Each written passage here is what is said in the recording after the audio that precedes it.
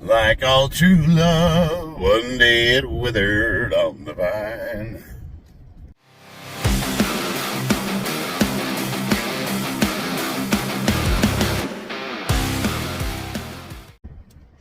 Previous videos, I talked about a thing called ESG, Environmental Social Governance. And I told you guys that I didn't know much about it. I was going to do a little bit of digging, and digging I did. It's really become part of the popular parlance, and it's all over the news. Everybody's talking about it now, but at the time I didn't really understand it. And if you've been keeping up with anything other than legacy or traditional media, do any kind of research on your own, watch YouTube, that kind of thing, alternative news sites, you'll find that a lot of people are talking about this very subject. Why is popular media, products that we've all grown up with, things that we're accustomed to, why is everything being changed to push this message that seems to be catering to the smallest minority of people? What is it about this progressive message where companies are willing to literally bankrupt themselves, to double down, lose all of their customers, and then on top of that, go ahead and, just try to mash it into the dirt? Like Bud Light. Why? They lost pretty much all of their business, and all they really had to do was apologize, but instead of apologizing, they doubled down. So that tells me that money is not the important thing to them. Well, what is important to them? Like, what is it they're trying to accomplish? ESG. So, the three largest economies, we'll say holders of wealth on Earth, are the United States, China, second largest economy, and then the third biggest is BlackRock. They hold trillions of dollars in funds. BlackRock's CEO, Larry Fink, is for all intents and purposes an emperor. So what is BlackRock? I mean, they don't actually own trillions of dollars. Well, they manage it. They're basically asset management, investment funds, stocks, bonds, everything across the board, you name it. They basically manage all the world's wealth. And all of the large companies are in one way or another tied to them. You might even be tied to them. Like, say you have a 401k, and a 401k is diversified into a bunch of different investments. Well, a lot of those investments are invested in ESG type funding, so you might be an unwilling participant, not even know about it. But so basically, anytime these companies need funding, because money's always moving, what do they say? Like, the communists always complain about Elon Musk and how he's got billions of dollars, like he's holding a bunch of money under his mattress, and he's just, I will collect all the wealth. Well, no, he doesn't really have that much money, comparatively. All of that's reinvested into the company, and the money's moving. It's buying supplies to produce new goods. It's things of that nature, opening up new factories, hiring employees, payroll, like the whole nine yards, and then they probably invest their profits. So that money is always being turned back into making more money. And it's like a giant Ponzi scheme where everything propagates itself, and as long as everything keeps moving, everybody makes out. So Larry Fink manages all these assets, and these corporations, when they need that funding so that they can keep that money moving, well, who are they going to go to? Now, if they're going to go to him, he's got some guidelines. Environmental social governance. Originally, it sounded like a great idea. You got these companies like, Exxon Mobil, Chevron. You want them to have environmental. You want them to invest in clean energy and, keeping their plants and factories and shipping and everything. You want them to have an investment in environmental, but a lot of them don't. Really, what it's turned into is social, S. So essentially, to get a high score, like the ESG is a score essentially. This score, the higher you are, the easier it is for you to secure funding, the more of an investment opportunity you are for people that are willing to invest in ESG. I mean, think about this for a second. This should blow your mind. Tesla, they produce electric cars. You would think that they would have a really high ESG score. I mean, they are literally saving the planet. No, they have a low ESG score. Well, comparatively, R.J. Reynolds, the tobacco corporation, has a high ESG score. They're not doing anything to save the planet. If anything, you can say that they're responsible for murdering people. I mean, we smoke, we make our own choices. But the bottom line is they're producing a product that doesn't really better society. So how is it they have a higher ESG score than Tesla? Because they play the game, baby.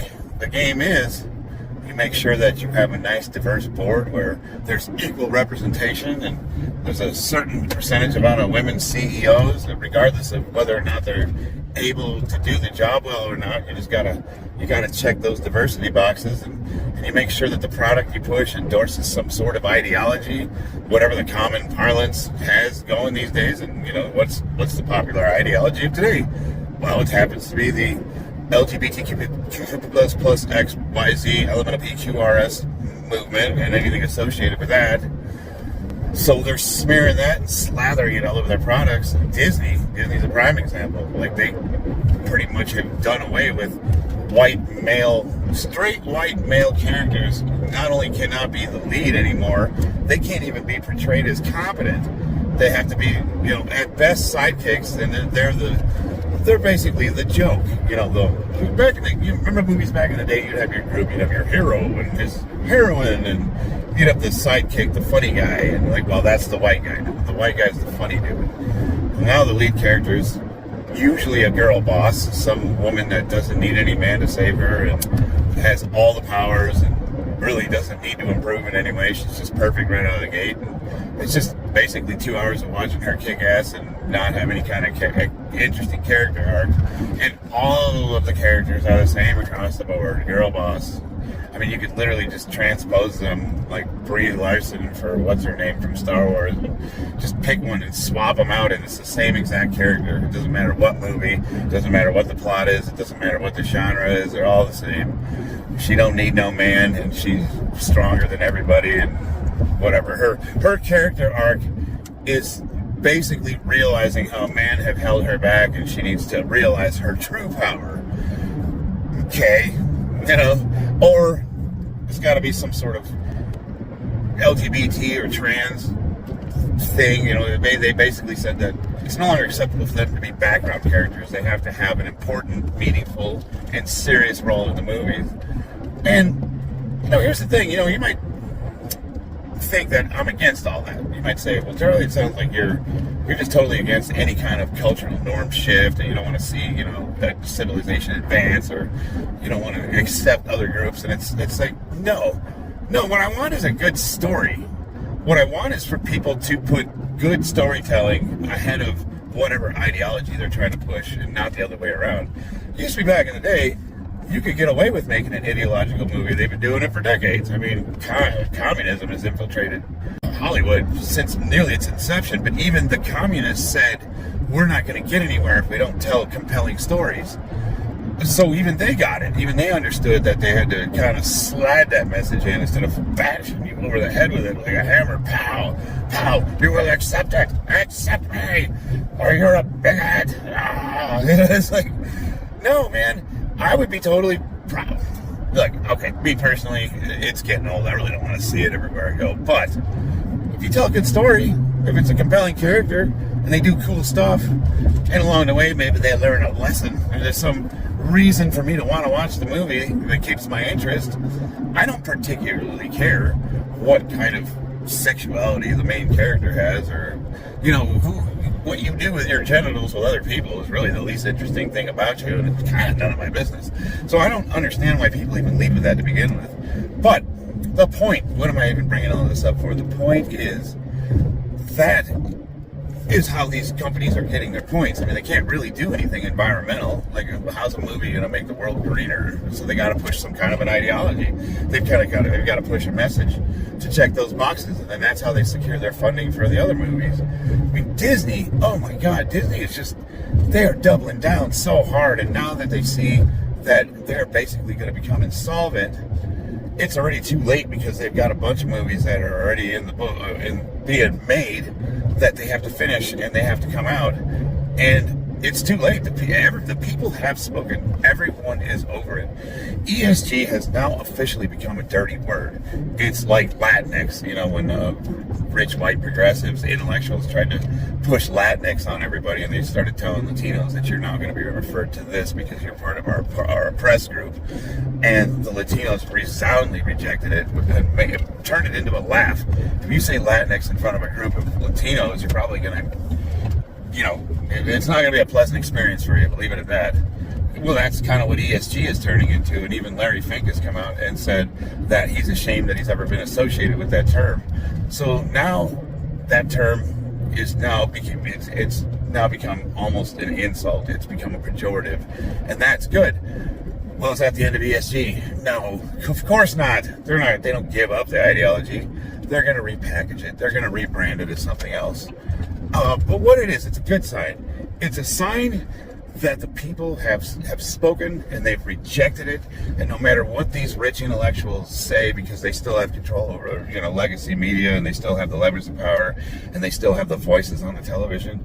So they still, it might sound like they're speaking for the majority of people, but what this says is that the majority of people do not want this. And that's a good start. Our voices have been heard. They at least understand that this is not popular with anybody, and we're not just going to stand for it anymore.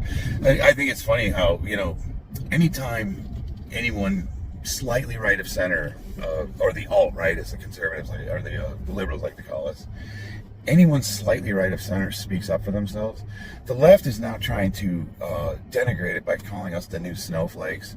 Or they're making it sound like it's all like, you're just edgy. You just want to get into popular. It's so popular for conservatives to speak up for themselves now, and they're trying to make it, they're trying to. I see what you're trying to do, but the thing is guys, you still got to speak up. You can't be silent anymore.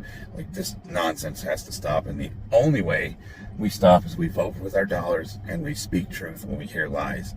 That's the only way we're going to counter it. And you guys have voted with your dollars brilliantly. All these companies are losing tons of money. You got, like Target. It's popular to say, but Target, you got Bud Light. What's the other one? There's a few of them that were just hemorrhaging money. Disney, Netflix, just Hulu. Hulu's an underlying. Well, Hulu's owned by Disney. For the most part, there's some weird finances going on with that. I was looking into it. And interesting, this is a total side note, but it turns out that Disney never fully bought Hulu, and now that they're insolvent and they don't know that they're going to be able to secure funding to keep making movies, Hulu wants them to buy them out. They want the rest of their money, which is some absurd number like $600 billion, and Disney doesn't have it. Oh, God, it's delicious. It's delicious watching these people finally reap what they've sown. They've sown this garbage, and now they're collecting the fruits of their labor, and I love it. We have to keep doing what we're doing, people. It's the only way.